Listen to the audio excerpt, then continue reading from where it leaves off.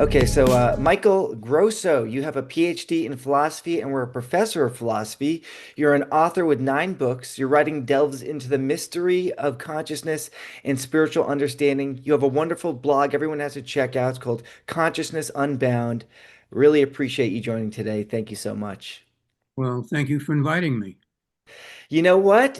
I would say this is kind of a synchronicity because 362 years ago today, September Uh, 18th, is the anniversary of the death of Joseph of Cupertino, better known Really? as the Flying Saint.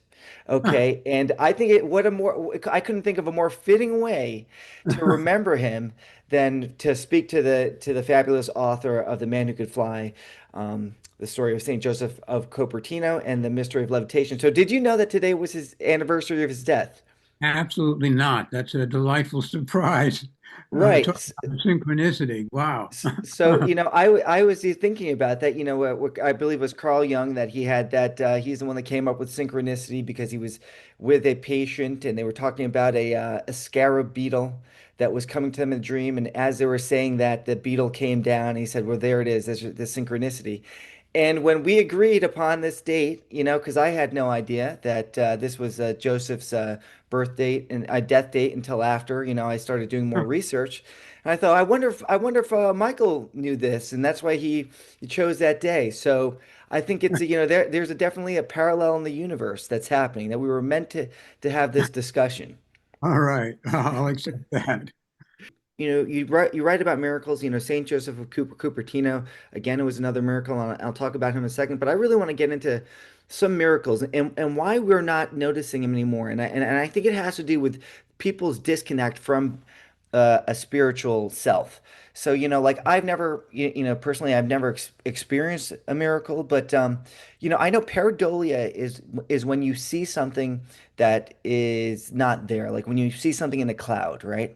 And your brain naturally does that. Now, I feel like maybe, culture today is we're doing a reverse pareidolia where we don't notice a miracle that maybe they would have noticed in the past. Do you think that maybe why don't we see miracles anymore?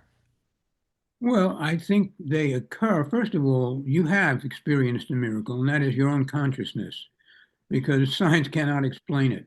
And that's my definition of a miracle. Anything that's extra physical that we cannot explain. But what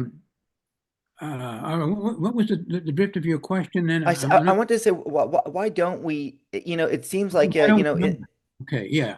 Well, first of all, the word is associated with religion. And so people think, well, this extraordinary thing happened, but it can't be a miracle because I'm not religious, or you're not supposed to be religious. But um, I do think that people notice when extraordinary things happen, but they often get explained away in a very facile fashion. Um, they rarely, but there are exceptions to this, obtain the attention that they deserve because of the general attitude of the culture toward science, which automatically, for many people who believe in science as the absolute, would rule out miracles. So it's a question of simply drifting along with a sort of materialist bias that pretty much dominates our consciousness. But I do think, people are suddenly. There's one time when people do notice a miracle, when, and I'm sure you'll agree with me on this. If a person is suddenly by accident saved from disaster, let's say they're in a car crash and they escape by the skin of their teeth, they will almost often say it was a miracle, you see. But maybe it wasn't. They were perhaps just lucky. But that's an example where something extraordinary and unusual happens. Or, the word miracle itself is interesting.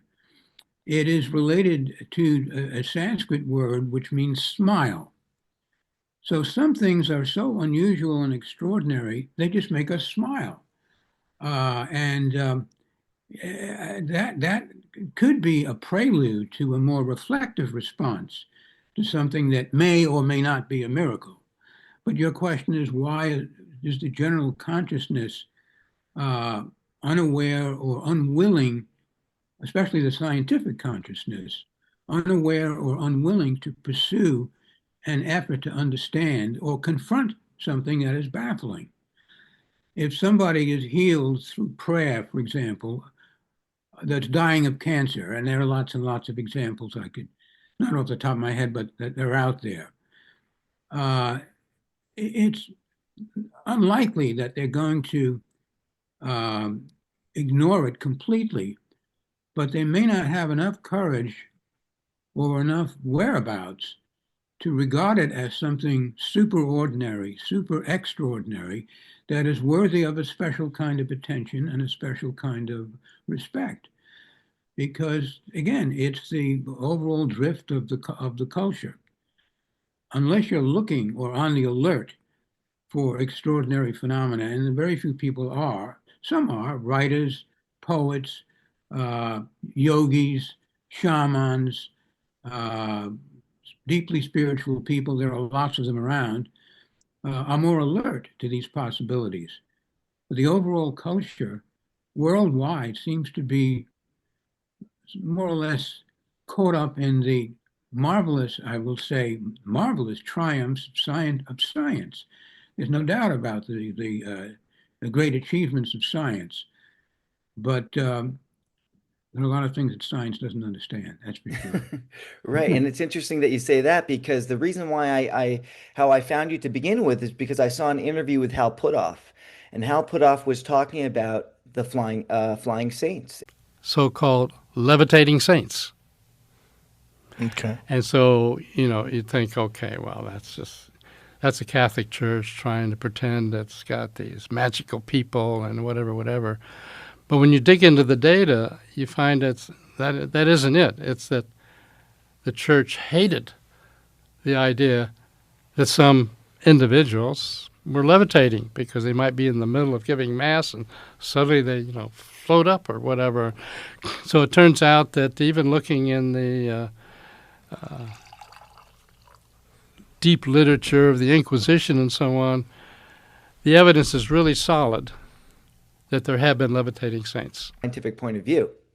So it's almost like, everything is spiritual. Once they find out, once science accepts it, it becomes now a materialist thing again, eventually, if they can really understand it.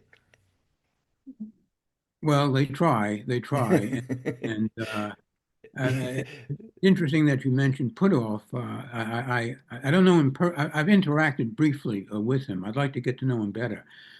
But that's another area where we have phenomena, the domain of the UAP, as it's called now. One of the reasons, by the way, I should say this, one of the reasons why people are probably not as disposed to be intrigued or responsive to the idea of miracles is that they've never had or noticed one. But in my case, by luck, I happen to have experienced quite a number of unusual phenomena. But I'm also, as it turns out, an academic philosopher. There aren't too many. I remember when I was studying philosophy at Columbia University many years ago, and I mentioned having an ESP experience to one of my fellow students. And he looked at me. He said, "But that's impossible. That would imply dualism. That would imply something about the mind that he didn't believe in because he was a materialist." So I laughed in his face. I said, "Look, I had the experience, but that was long ago. I've had many experiences. And one topic that does fascinate me an awful lot is the topic of life after death, which is inconsistent with materialism. If you're a materialist, your body is all you have. And you may think you have a mind or a soul or something that's independent of the body, but the evidence for uh, life after death is actually quite enormous. I don't know how much study or attention you pay to the near-death experience. By chance, I happen to, again, I say by chance, but maybe it's not by chance after all, but I know all of the Americans who had launched the uh, the near-death experience movement. Raymond Moody, and particularly Raymond and I used to hang out together. He was a philosopher, by the way, but he also took a degree in medicine. And that was the way he discovered that people were having these strange experiences. They seemed to die temporarily, and you know about what goes on. Their hearts stop, and they suddenly find themselves out of their bodies, watching the medics bring them back to life. And when they are brought back to life, they are able to describe things that they witnessed while they were physically dead. And of course, they frequently, it depends on who present at these events, but the people who resuscitate you sometimes are committed to materialism and they find it incredible. How could you possibly have watched me do X, Y, Z to resuscitate you? Well, we know you were dead, you see. So this is going to affect and change people. And thank goodness that thanks to modern resuscitation technology, more and more people are being revived who have actually been dead and describe, as I'm sure you must know, extraordinary experiences and are able to report and describe things that they could not have been aware of if they were just blanked out dead. And so that's something that has had a profound influence on me. I know all, yeah, And each one of those could count as a miracle in itself, coming back and seeing, having that experience. And it's interesting you bring up the out of body experience because last week I had on the show Alan Evans she's the president of the Monroe Institute. uh-huh. And, Robert Monroe, who was famous for, journeys out of the body. And you go down there, they're right down there, I believe, I guess, Virginia, where they conduct these out of bodies using sound technology. So, Mhm. expanding consciousness through sound technology and using that as a catalyst to do these OBEs, they call them out of body experiences. So, it all goes to there's a lot more than, what we actually think we're more than our physical bodies. And we discuss a lot of that here, especially with the remote viewing or precognition, that there's been lots of evidence of. And the one thing I want to touch on is again getting back to some of the miracles because I don't know if you saw this, but recently they made finally the first millennial saint was canonized. Did you hear about this? I heard about it, but I don't know the details. Maybe you can refresh Yeah, me. so first millennial saint, his name is Carlo Acutis, and he was an Italian teenager. He died in 2006, and he was formally canonized by the church on September 7th, 2025. And he is, I mean, his miracle was using his tech skills to create websites.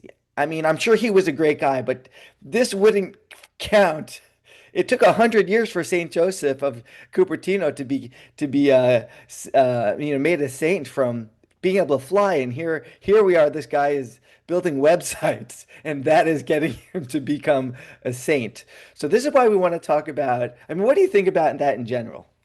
Well, that particular story, I have to say, I don't understand how, in what sense it was a miracle, other than the fact that maybe if he didn't have the technical knowledge of websites or of the technology, and he just had some instantaneous intuition of how to do it, that could count as a miracle.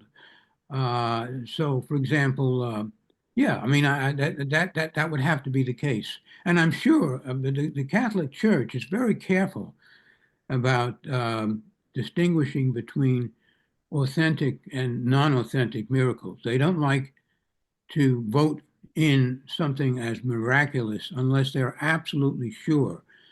So I don't know the story behind it, what gave them the reasoning, what reasons they invoked to choose a miraculous interpretation of what he Yeah. did. I just don't know that, but I'm Yeah, sure so there's reasons. So they didn't say that. So they didn't use the word miracle. So maybe they are Oh, canonizing for a different reason, but they called him the oh, God influencer. But the point is that the rules have seemed to change, where we're not seeing as big as a leap as we did with Saint Joseph. So that's where I want to get into the actual miracle of Saint Joseph of Cupertino. Can you tell the audience that's not familiar what was Saint Joseph's story? well, Joseph, first of all, when he was very young, was sort of thought to be slow-witted. But he wasn't slow-witted. He was just instinctively absorbed in prayer all of the time. And so his consciousness from the beginning seemed to be oriented toward the divine. One day, he was admiring and praying in front of a painting of the Madonna. And the Madonna, of course, is a figure that a lot of interesting stories are associated. But Joseph, a lot of miraculous tales associated with the Madonna. But this was simply Joseph contemplating a painting of the Madonna, and suddenly, and this was the first time it happened to him, he found himself floating in space. And let's say, let me give you one, what I believe is the clue to the levitation phenomenon, and possibly a clue to many other paranormal and phenomena. And that is the state of mind is crucial. And the state of mind that Joseph was famous for, and that I write about at great length in my book, is the state of ecstasy, right? Now, ecstatic is an interesting word. It's a nice Greek word, by the way, ek meaning out, stasis, standing, literally out of your body. Uh, and it, we often use the term in a different sense. I looked at that painting and I was ecstatic with joy. Or I listened to that piece of music by so and so, and I was ecstatic. I was out of myself, out of my normal self. It seems that that was the key. Joseph would not levitate while he's having a conversation with you about X, Y, or Z. He would have to be, something would have to trigger an ecstatic state. He happened to have, I don't know how to put it, a genius for ecstasy. He would look up into the sky and say, "What a beautiful sky God gave us." He associated with God. And the minute he'd look up into the sky, and he would do this, he's walking along with his friends, he'd look up into the sky and say, "Behold the beautiful sky." And suddenly he's up in the sky, right? And because that moment of ecstasy somehow caused him to lift off. And if you study the Saint Teresa was another famous levitator, right? And she too describes how being carried away in prayer, meditation, being carried aloft by in a state of ecstasy, she too would rise into the air. However, it embarrassed her and caused too much attention to be fixed on her. So she prayed that she would cease to have ecstatic levitations, and she succeeded. She never had it again. Her prayers were answered. But Joseph, too, was embarrassed all the time. He got himself into trouble because he would fly off at a moment's notice, so to speak. And so he, too, prayed for the non occurrence of the levitations, but it didn't work. He levitated right until the day that he died. He was often on his deathbed. He was ecstatically thinking about finally getting to heaven, and off he went into the air in front of people. So, and then died, you see. But Yeah, and his final words were "Amen." So that's how devoted he was, right? His last word that was recorded is absolutely, "Amen." yeah. I So mean, so I like that you said that. I mean, it's important people understand that it has to do with his extreme, faith and prayer, right? That he was reaching this ecstatic moment because there are other I guess they would say like monks and yogis that have been throughout the years reported to be floating through deep meditative states. Hmm. So that this is not just an isolated occurrence, although his is, I would say, the most famous because of all these paintings that we see. But uh, it wasn't just like a one-off, right? This was seen by many people, right? This is one of the most documented miracles that ever happened. It says over 150 people are documented by the church to having verified seeing him fly around, right? At least, and in fact, many, many more who didn't write anything. One of the things that would happen to Joseph while saying Mass, he would rise off the ground, but not, he wouldn't soar into the sky. He had the duty of saying Mass, so he would just go about 6 or 8 inches. And the people in the church would see, he's the guy, he's in the air and he's saying Mass. So hundreds, if not thousands, of people witnessed him because for 35 years he said masses. Although the church did on more than one occasion kind of remove him from the public scene because whenever he arrived and interacted with people, weird things happened. It was a distraction. So for a while they kind of hid him and recommended go off and meditate by yourself, Joseph. You're causing too much of a problem. The other thing that he used to do, I can't resist sharing this with you about Joseph, but they got him to quit doing this. Joseph would know what people were thinking, what his fellow priests were thinking, and if they were supposed to be praying, but instead they were thinking about lunch, he'd catch them out and say, "Stop thinking about lunch, Giuseppe," or something like that. And so it got so annoying that his superiors said to him, "Lay off, brother, and let us have our little private thoughts without you squealing on us all the time." I think that's hilarious, Yeah. but And also an illustration of how completely open he was to other minds because he was so deep into his own mind, he was sensitive to anything that was mental, whether it was spiritual or unspiritual. he had an expanded sense of consciousness, and so he would be like what we would consider today like a telepathic. He can read minds and had precognition too because he would also tell people what's going to happen, right? Frequently, Sometimes. frequently. And I did not in my, I've written actually 2 books on Joseph.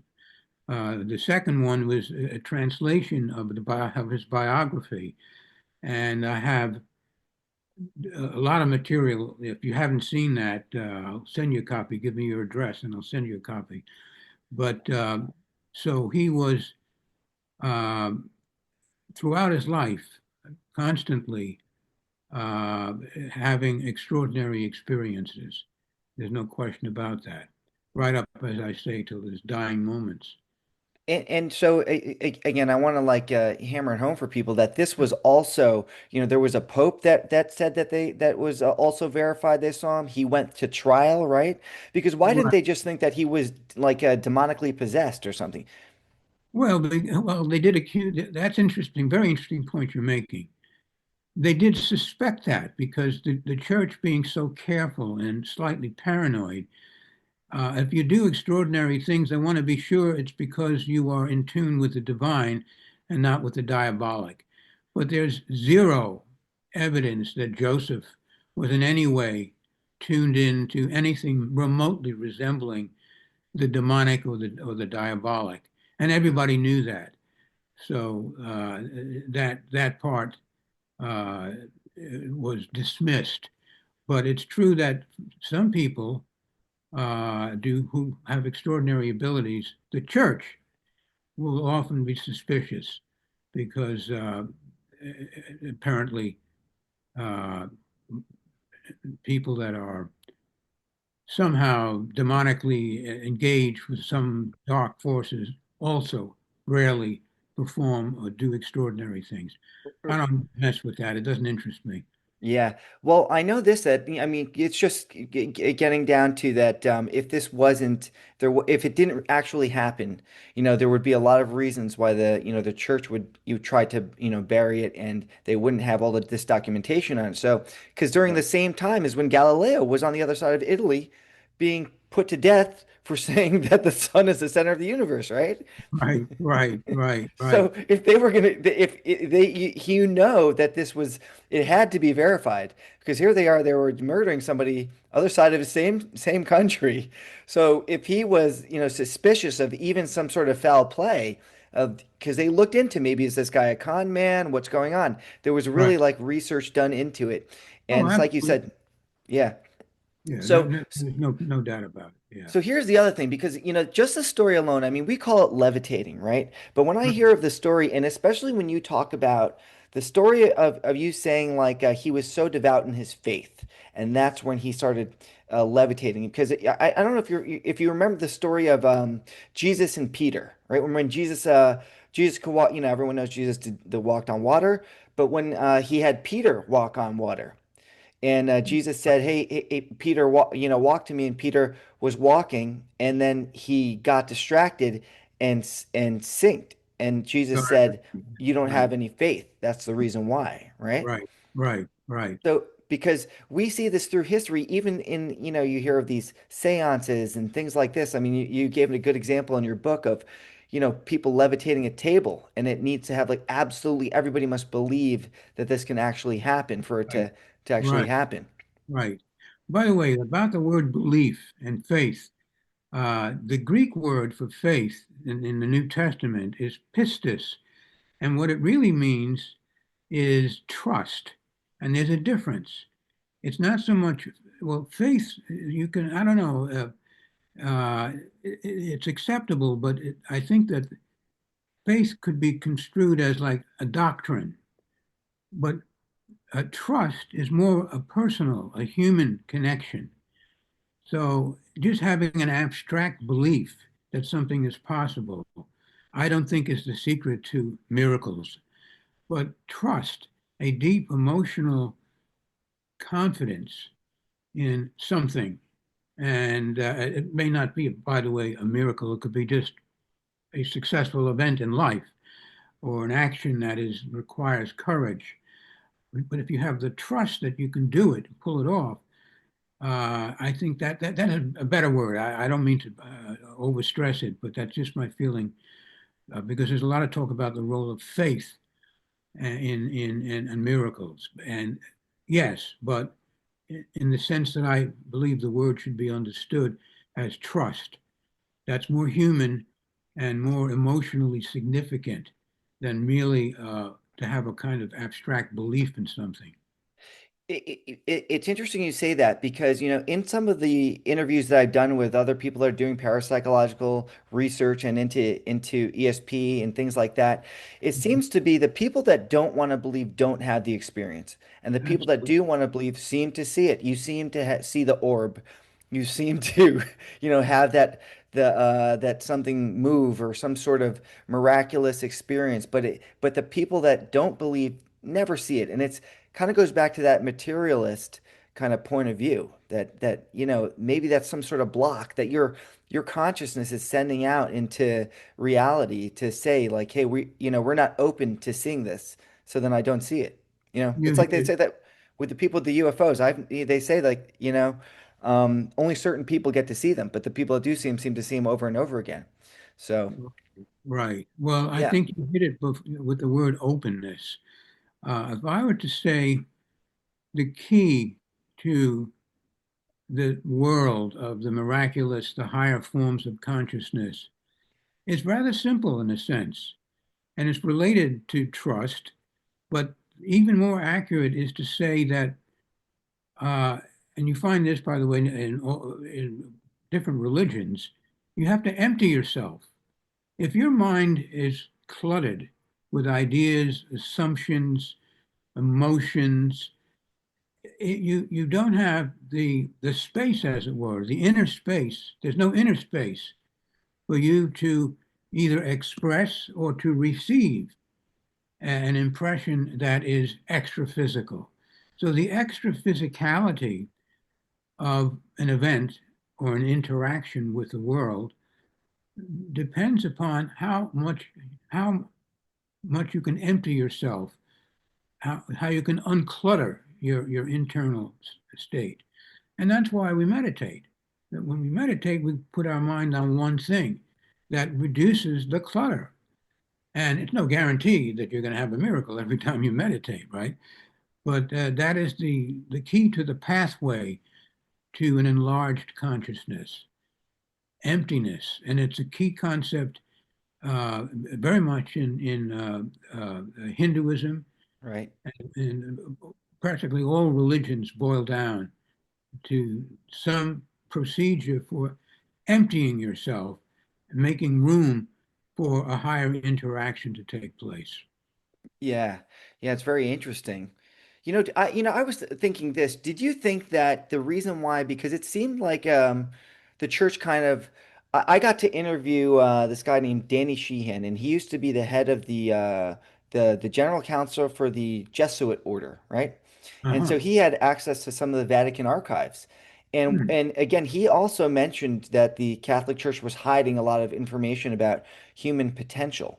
Yeah. With they have documentation of many here, yes, of what we call remote viewing now, right? Of telepathy, of levitation. Right. And do you think that they were hiding Joseph because maybe, I mean, because a lot of the things that he was doing, when you hear about Jesus walk on water and you hear Joseph was levitating, it sounds like almost the same thing. Right. And then also he was doing faith healing too. So maybe they didn't want to downplay maybe some of the miracles that Jesus was doing, and that's why we don't hear too much about Joseph, No, I the don't think Saint so. Joseph. I don't think that's the case. In fact, Jesus himself says somewhere, I forget exactly, that if you have pistis or faith, you can do the things that I do and even better. I don't remember the exact reference, but it's in there. It's in one of the Gospels. So I think that Jesus was quite cool about being open and not to be jealous that someone else in tune with the divine can also perform miracles or do extraordinary things. So I think the church might be cautious about uh, advertising in the wrong circumstances miracles too much because they don't want to have to deal with uh, being attacked or criticized needlessly. But I don't think that they're worried about concealing the secrets to achieving higher forms of reality. I don't think so. There might be some. There's always some individuals that have eccentric views in any kind of a setup, right? Yeah, But yeah, yeah. not. I don't think that applies to the church as a whole. Because they did it did take 100 years, and it wasn't only the levitation that got him in, right? Right, You know, right, what were the things that was a total package? Because they didn't see the levitation as enough to count to be the miracle to get him in. Because I right. mean, who knows why? But so what do you remember what it was that took? Because he was doing faith healing and other things. Yeah, I don't think it was just the miracles that he did. He'd had all kinds of remarkable things. What would what would be necessary to qualify as a saint is his spiritual life and his attitudes toward God and how he behaved on the planet. And if ever there was a holy person, it was Joseph, everything about him. And it did take a while. I don't remember the exact dates, but the church is very slow in its analysis of phenomena and very slow to making claims that are extraordinary for good reasons. Just like any scientist is a good takes his time testing something and wants to make a claim that's extraordinary. He's going to do his best to be sure that it's not going to bounce back in his face and he's going to be turned off as as incompetent or something. So that would be my thought on that. Yeah, that makes a lot of sense, because they did do it. It was a 1767 where they finally did get him in there.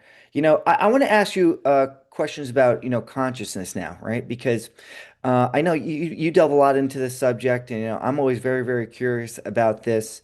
You know, Rupert Sheldrake, he said he believed in, morphic resonance, that, your mind was like a receiver. Consciousness is out there and your mind kind of tunes into consciousness, right? When there's, just a one consciousness that we all get to click into. What are your thoughts on consciousness? Do you subscribe to something like that? How do you view it? I mean, after all the studying that you've done into Yeah, it. yeah. Huh. Well, here's how I might introduce this. I wrote a post once called a trio of miracles. The first miracle is the world itself, because no one knows how the universe came into being. The second is life. Science has yet to figure out how life originated. We can replicate life, but we can't explain its origin. And the last great mystery is the mystery of consciousness. We have no idea, and I could probably produce quotes from mainline scientists who admit that they have no idea how consciousness could have been created out of dead matter or even living matter. So, consciousness seems to be part of the fundamental structure of reality. Uh, and the key word there is fundamental. Aristotle was clear about one thing. You can explain the cause of something, and the cause of something, but eventually you have to come back to something fundamental, some fundamental given of the universe. And my view is that the universe, life, and consciousness are simply fundamental givens. I don't say how they came to be. I don't think there's some kind of divine person, although I'm not even sure if I do believe in the divine, but I'm not sure it's a person or something personal. The divine to me is the ultimate reality. And who am I, with my feeble little mind, to explain the origins of the reality of life and of consciousness? So, consciousness I simply see as one of the givens of fundamental reality. And it's evolving, it's constantly evolving. We don't know much about it. Uh, it's the story of consciousness outside to our terrestrial life, but we clearly can see how consciousness is evolving in human beings. And by the way, I'm very interested in animal consciousness. I had an experience recently which blew my mind. I'll describe it in a nanosecond. I have my computer. I'm sitting in front of it right now. And one day I saw a tiny dot of life, something moving on my computer. So I put my finger in front of it. It was walking in a certain direction, a dot, just a dot. And I put my finger there and it moved away. It moved around my finger. It blew my mind. This is a tiny dot. What kind of a brain? But this dot, living dot, was conscious. A complete mystery. I have no idea how that was possible. And we know, of course, the more complex animals, not just human animals, uh, all living creatures are somehow, to varying degrees, conscious. All we can do is accept it as as fundamental. And I don't know how to explain it, and I wouldn't even begin to predict how far it's going in terms of evolution. I feel that we're at a point right now in our history as a species where we need to expand our consciousness, because if we don't, uh, first of all, we've injured the environment in a way that it's taking vengeance on us, so to speak. And we're closer right now as a planet to nuclear war than we ever have been since the invention of the atomic bomb back in 1945. So I'm kind of worried about the planet right now, seriously worried about it. Yeah. Uh-huh. And my only hope is that a revolution or an evolution in the next step of human consciousness is somehow going to transpire to help us survive the world that we have unfortunately created, which is so dangerous and so, frankly, murderous. Yeah, and it seems like that's a de-evolution of consciousness, not an evolution. So Right. when we see, sir, I'm interested about this light that you mentioned because I actually have a video. This is kind of crazy. In one of the comedy clubs that play here at the Laugh Factory downstairs, the owner noticed that they had the dryer door open. And it was the middle of the night. They said, had that dryer door open. Nobody's in here. And they went back to the security camera and actually saw an orb, a glowing light, come Uh-huh. down. And it Huh. went, and we have it, and I have it. He sent me the video of it go down, and it actually forced open the dryer, Huh. and you could see it. You could see the orb leaving. So you can slow it down and see the orb leave. So this thing had consciousness because it went in there and it Yeah. comes out. And it's like, we don't know what that is, but the thing is, we saw that that actually had thought because it knew that the light would come out. So it Right. was seeking Right. the electricity. So it's interesting that you saw this little dot, and it's always by electronics.